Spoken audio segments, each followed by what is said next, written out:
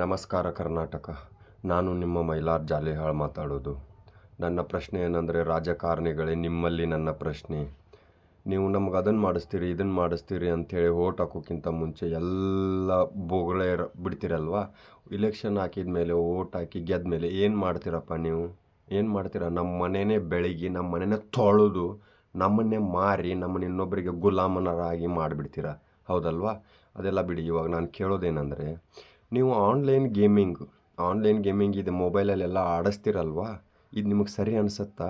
ಇದರಿಂದ ನೀವು ತಿಳ್ಕೊಳ್ಳಿ, ಅಡ್ಡಾಡಿ ನೋಡಿ, ಪ್ರದೇಶದಲ್ಲಿ, ರಾಜ್ಯದಲ್ಲಿ, ದೇಶದಲ್ಲಿ ಏನೇನು ಆಗ್ತಾಯಿದೆ, ಏನಾಗಿದೆ ಅಂಥೇಳಿ ಇಲ್ಲಿಯವರೆಗೆ, ಹೌದಾ?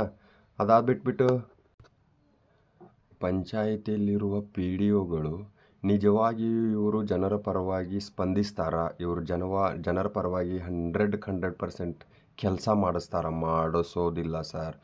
ಇವ್ರು ತಿಂದು ಹಾಕಿಬಿಟ್ಟಿದ್ದಾರೆ, ಇನ್ನೂ ತಿಂತಿದ್ದಾರೆ. ಅದಕ್ಕೋಸ್ಕರ ನನ್ನದೊಂದು ಧಿಕ್ಕಾರ ಅವರಿಗೆ. ಇಂಥ ನನಗೆ ಯಾಕಾದರೂ ಹುಟ್ಟಿದೆಯಪ್ಪ ಇಂಥ ಭೂಮಿ ಮೇಲೆ ಅಂತೇಳಿ ನನಗೆ ನನ್ನ ಜನ್ಮಕ್ಕೆ ನಾಚಿಕೆ ಆಗ್ತಾಯಿದೆ. ಇದರ ಬದಲಿ ಜೀವಂತವಿರೋ ಬದಲಿ ಸಾಯೋದೆಷ್ಟೋ ಮೇಲು. ನಮಗೇನು ಸುಖ ಇಲ್ಲ, ನೆಮ್ಮದಿ ಇಲ್ಲ, ಏನೂ ಇಲ್ಲ. ಧಾರವಾಡ ಜಿಲ್ಲೆ ಗ್ರಾಮೀಣದಲ್ಲಿ ಅಡ್ಡಾಡಿ ಒಂದು ಸಾರಿ ನೋಡಿ ಏನೇನಾಗಿದೆ ಧಾರವಾಡ ಜಿಲ್ಲೆ ಗ್ರಾಮೀಣ ಪರಿಸ್ಥಿತಿ ಅಂಥೇಳಿ. ಯಾವ್ಯಾವ ಗ್ರಾಮೀಣ ಪಂಚಾಯಿತಿಯಲ್ಲಿ ಯಾವ್ಯಾವ ಗ್ರಾಮಗಳು ಬರ್ತಾವಲ್ವ, 0% ಕೆಲಸ, ₹1 ಕೆಲಸ ಆಗಿಲ್ಲ. MP ಅವರು ಮಾಡಿಸಿಲ್ಲ, MLA ಅವರು ಮಾಡಿಸಿಲ್ಲ, ಸಿದ್ದರಾಮಯ್ಯನವರು ನೀವು ಮಾಡಿಸಿಲ್ಲ, ಸರಿನಾ? ಇದೇ ನನ್ನ ಪ್ರಶ್ನೆ, ಮಾಡಿಸ್ರಿ. ನನ್ನದೊಂದು ಪ್ರಶ್ನೆ ನಿಮಗೋಸ್ಕರ, ಧಿಕ್ಕಾರ ಆಗ್ತಾನೆ. ಈಗ ಮೊದಲೇ ರಾಜ್ಯದಲ್ಲಿ ಎಲ್ಲಿ ಬೇಕಲ್ಲಿ ಮಕ್ಕಳ ಕಳ್ಳತನ ಹೆಚ್ಚಾಗಿದೆ. ನಮ್ಮ ಗ್ರಾಮದಲ್ಲಿ ಇನ್ನೂವರೆಗೆ ಒಂದು CCTV ಕ್ಯಾಮರಾ ಇಲ್ಲ. ಅಂದರೆ ನಾವು ಇನ್ಯಾವ ಥರ ಸುರಕ್ಷಿತವಾಗಿರ್ತೀವಿ? ಪೊಲೀಸರು ಎಲ್ಲೋ ಇರ್ತಾರೆ, ಅವರಿಗೂ ಗೊತ್ತಿರೋದಿಲ್ಲ, ಅವ್ರಿಗೆ ಕನಸು ಬಿದ್ದಿರೋದಿಲ್ಲ ಯಾರು ಎಲ್ಲಿ ಬರ್ತಾರೋ ಎಲ್ಲಿ ಹೋಗ್ತಾರೆ ಅಂತೇಳಿ. ಎತ್ಕೊಂಡು ಹೋಗಿದ್ಮೇಲೆ ನಾವು ಅವ್ರ ಹತ್ರ ಹೋಗ್ತೀವಿ, ಅವ್ರ ತನಿಖೆ ನಡೆಸ್ತಾರೆ. ನಾವು ಅವ್ರ ಮೇಲೆ ಅಪವಾದ ಹೊರಿಸೋದಿಲ್ಲ. ಸುರಕ್ಷತೆ ಅನ್ನೋದು ಏನು ಸರ್? ಮುಂಜಾಗ್ರತೆ ವಹಿಸಿ, ಇಲ್ದಿದ್ರೆ ನೋಡಿ ಏನಾಗುತ್ತೆ. BJP MPಗಳ ನಿಮಗೆ ಕೈ ಮುಗಿದು ದಯಮಾಡಿ ನಿಮ್ಮಲ್ಲಿ ಒಂದು ಮನವಿ ಮಾಡ್ಕೊಳ್ತಾನೆ.